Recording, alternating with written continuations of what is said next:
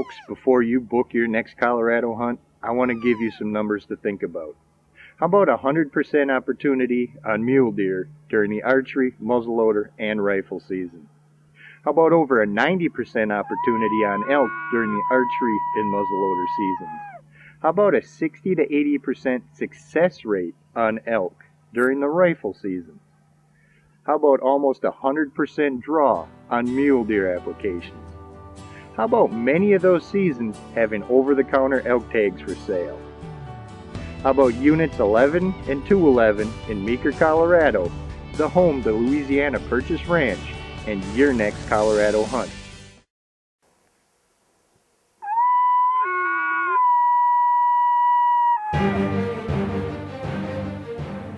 Located in the northwest corner of the state of Colorado, Louisiana Purchase Ranch, or LPR, is nestled in the foothills of the Rocky Mountains, approximately 30 to 40 minutes northwest of the city of Meeker, Colorado, or more specifically, Units 11 and 211. Now, the ranch itself sits on approximately 2,500 acres of private lands and has access to approximately 25,000 plus acres of BLM land. Now, the elevation ranges from around 6,500 to 8,500 feet, give or take a few. And the terrain you're going to be hunting, well, it's going to vary from level and open hayfields to the tops or the rims of the foothills that consist of scrub oaks, quakies, and open, rocky terrain, creating a diverse array of opportunities.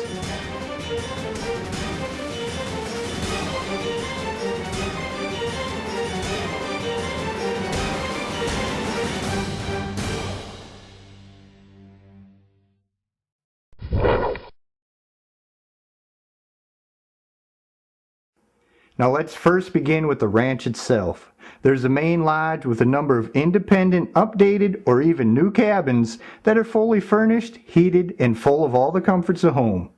And your owners and host, Rick and Teresa Tingle, well, they have one goal, and that's for you to feel at home and enjoy the entire Colorado hunting experience, both in the field and back at camp.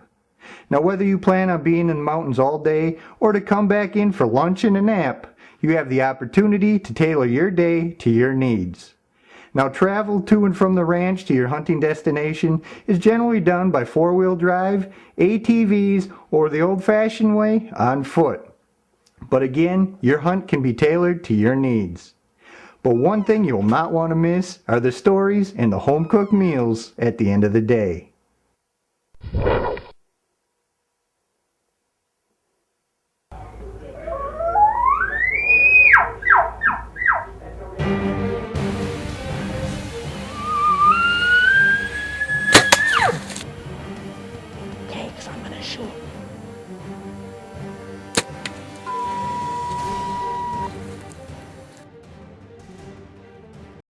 Well, now that we have you settled in, you need to decide which of the seasons you want to partake in: archery, black powder, or rifle. And let's begin with the archery season, which usually runs the month of September. Now, typically, mule deer tags are awarded through the application process, which will have to be done by the end of March in the year of which you wish to hunt. But don't worry though, because of the population densities of mule deer, the tags are awarded almost 100% of the time, and elk tags, well, the elk tags during the archery season in these units are over the counter and for either sex.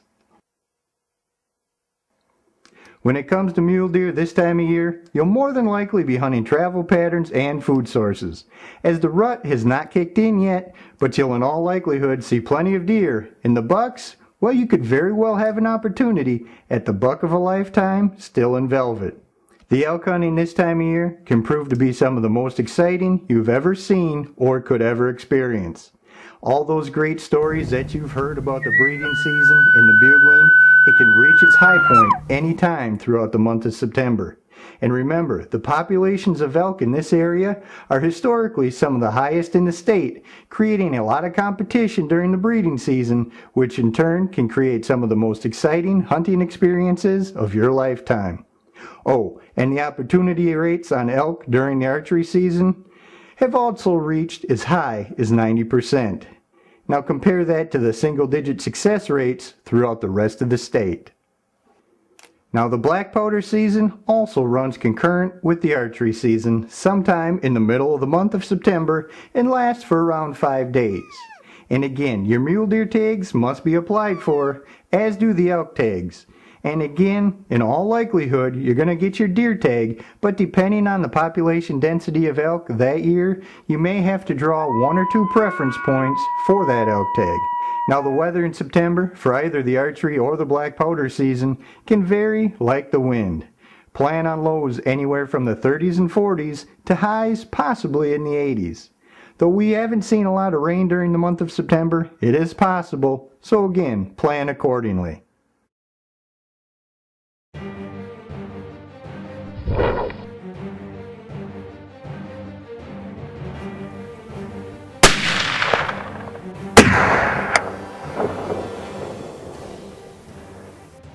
The rifle seasons generally start with the rifle season 1 and 2 being in October and weeks 3 and 4 being in November. But always check that year's regulations to be sure of dates, applications, deadlines, etc. Now the opportunity rates on the ranch for mule deer during the rifle season are near 100%, while the success rate on either species is typically 60 to 80%. But remember, this is hunting, and this is not a high-fenced ranch, so depending upon that year's weather and population densities, these numbers could change in either direction. Now rifle season week 1 is elk only, while the remaining applications, again, deer tags are application only, while your elk tag can vary. Weeks 1 and 4 are application tags, while weeks 2 and 3 are typically over the counter. But again, check the regulations to be sure. And as for the weather, again, plan on the lows being below freezing to temps up in the 70s during the month of October. It is unpredictable, so plan ahead. Now if you're really lucky and you do get some snow on the ground during your visit, you may well get to witness the start of the annual elk migration. Now as for your weapon choice, the sky's the limit. But please read the regulations on all equipment from archery, black powder, and rifles, as they in all likelihood differ from the state in which you currently reside in. Now as for the application process, a good rule of thumb is to have your apps in by the end of March of that year in which you wish to hunt. And if at all possible, your best bet is to apply online, either through the LPR site or the Colorado Department of Wildlife site, because if a mistake is made, it can be rectified immediately. And remember to have your hunter's education card and number available, as it is required in most cases. And again, remember it's Units 11 and 211 in the northwest corner of the state of Colorado.